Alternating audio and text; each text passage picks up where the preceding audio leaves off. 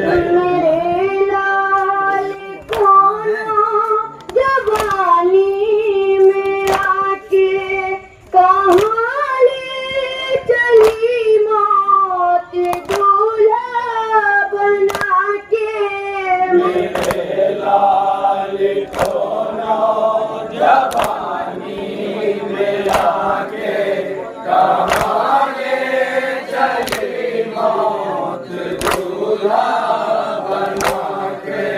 नज़र वाक़िले से गुर्बत में मोड़ी कलेजे में बैठी सितमगर ने तोड़ी। कोई आरज़ू माँ की जिंदा न छोड़ी। कोई आरज़ू माँ की जिंदा न छोड़ी।